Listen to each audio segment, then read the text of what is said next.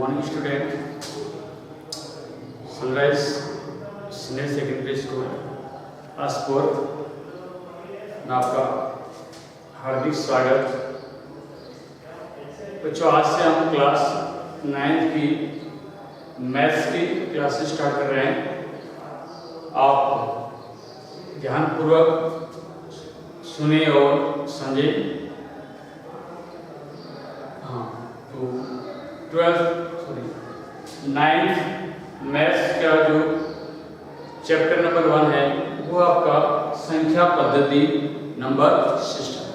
ठीक है, नंबर जो है वो अलग अलग टाइप के, उनको इसके गुणधर्म के अनुसार उन्हें अलग अलग ग्रुप में डिवाइड कर दिया है, जिसको मैंने बोर्ड पे लिखा है। पहला है आपका प्राकृत संख्या। प्राकृत संख्या जिसको अपन इंग्लिश में नेचुरल नंबर बोलते हैं।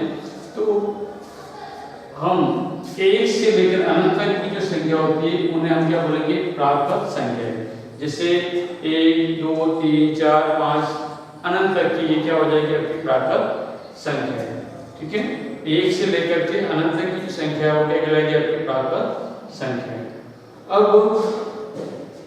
सेकंड टाइप जो है इसको अपन एन से लिखते हैं, इंग्लिश में इसको बोलते हैं नेचुरल नंबर। सेकंड है आपका पूर्ण संख्या, जिसको अपन होल नंबर बोलते हैं इंग्लिश में, इसको डब्ल्यू से लिखते हैं। तो इसमें और इसमें इतने अंतर है कि इसमें जीरो भी ऐड हो जाता है। तो जीरो से लेकर के अनंत तक की जो संख्या है उन्हें अपन क्या बोलेंगे? पूर्ण संख्या। ठीक है, 0, 1, 2, 3, 4 इस प्रकार से जीरो से लेकर अनंत तक की जो संख्या है उन्हें अपन क्या बोलेंगे? पूर्ण संख्या। ठीक है, तीसरा आपका पूर्णांक। पूर्णांक में आपके जीरो भी होता है, जीरो के साथ में धनात्मक जितनी भी संख्या है +1, +2, +3। ठीक है, और ऋणात्मक जो संख्या है इसमें आपकी पूर्ण संख्या में से ये 1, 2, 3 1/2 1/3 इस प्रकार से। यहाँ पर भी -1/2 वो नहीं, सिर्फ 1, 2, 3, 4 अनंत तक, और -3, -1, -2, -3 और अनंत तक की संख्या है। और इसमें जीरो भी ऐड होता है। जीरो पॉजिटिव भी नहीं मानते और नेगेटिव भी नहीं मानते। इसके बाद इसको अपन पूर्णांक को z से शो करते हैं। नेक्स्ट है आपका परिमेय संख्या।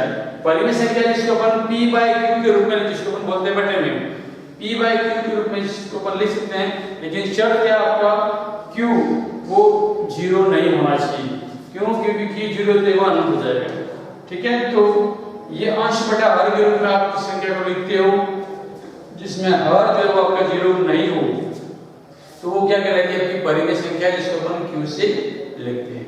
ठीक है, जैसे 1/2, 1/3, 5/7 इस प्रकार से ये संख्या कहलाएगी आपकी परिमेय संख्या। अगला है तुल्य परिमेय संख्या। तुल्य परिमेय संख्या भी होती है जिनमें अगर हम उन परिमेय संख्याओं का अगर अनुपात निकालते हैं तो वो सबका अनुपात क्या रहना चाहिए? जैसे अगर यहाँ पे कितना 1 कर दो, यहाँ पे 5 और 10 है, 5 के भाग देता हूँ तो ये कट जाएगा। कितना आएगा? 1 और कितना आएगा? 2। तो ये दोनों क्या हो गए? सेम हो गए। तो इनको क्या बोलेंगे अपन? तुल्य परिमेय संख्या। अगला है आपकी अपरिमेय संख्या, जिन्हें अपन p/q के रूप में नहीं लिख सकते, वो क्या कहलाएगी? आपकी अपरिमेय संख्या। ठीक है, तो ये तो था अपना चैप्टर 1 एक्सरसाइज 1.1 जो है उसका अपना बेसिक इंट्रोडक्शन। अब अपन एक्सरसाइज 1.1 को सॉल्व करते हैं।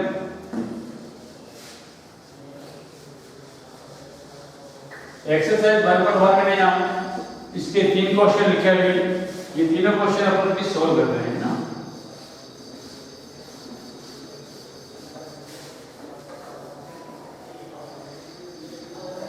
इसका पहला क्वेश्चन आप देख सकते बोर्ड में लिखा हुआ है।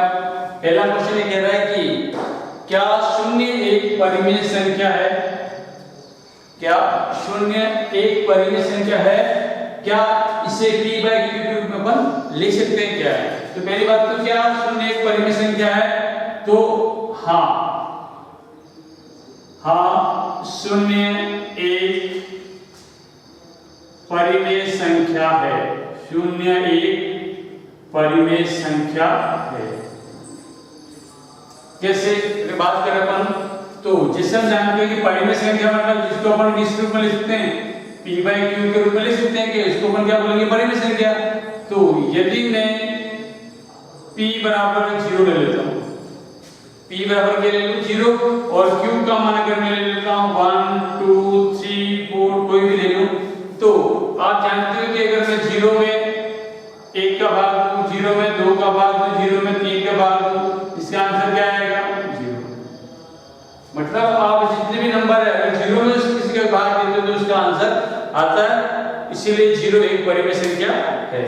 ठीक है, ये हो जाएगा आपका क्वेश्चन नंबर 1। क्वेश्चन नंबर 2 है आपका, क्वेश्चन नंबर 2 3 और 4 के बीच में आपको 6 परिमेय संख्याएं निकालनी है। तो देखिए पहले आपको कितनी निकालनी है 6 निकालनी है, इसलिए अपन क्या करेंगे 6 में 1 जोड़ देंगे कितना आया 7।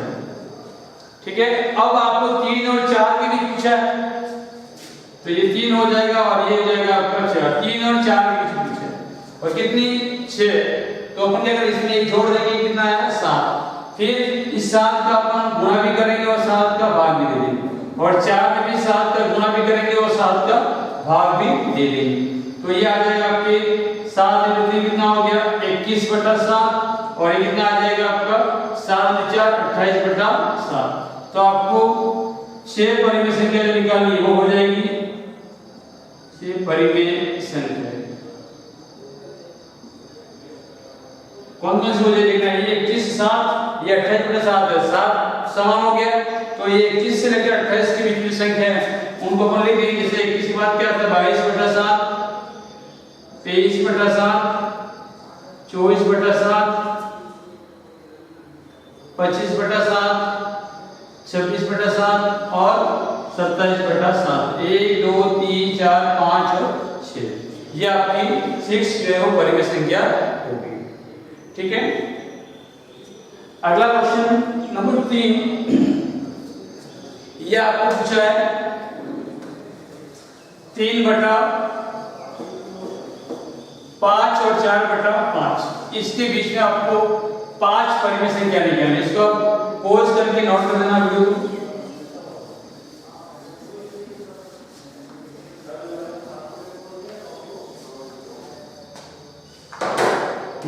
क्वेश्चन नंबर आपका 3 यहां पूछा आपको 3/5 और 4/5 के बीच 5 परिमेय संख्या है तो आपको 5 परिमेय संख्या निकालनी है। इसलिए अपन क्या लिखेंगे 5 + 1 कितना हो गया 6।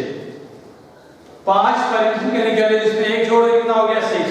अब इधर कितना है 3/5 और 4/5 4/5 इसके बीच में निकालनी है तो इसमें अपन क्या करेंगे 6 का गुणा कर दो 6 का डिवाइड कर दो। ठीक है, इधर भी 6 का गुणा कर दो 6 का डिवाइड कर दो। क्लियर, अब इसमें गुणा किया 6 का गुणा 3 के साथ कितना आएगा 18 5 के गुणा 6 के साथ कितना आएगा 30। इधर कितना आएगा 24 और ये कितना आएगा 30। तो आपको कितनी परिमेय संख्या निकालनी है 5। तो ये 5 परिमेय संख्या क्या हो जाएगी देखो ये अतः 5 परिमेय संख्या है कौन कौन सी हो जाएगी तो ये 30 है ये भी 30 से 18 के बाद 24 के पहले वाली संख्या लिख दो 19/30 20/30 21/30 22/30 23/30 ये आपका आंसर हो जाएगा।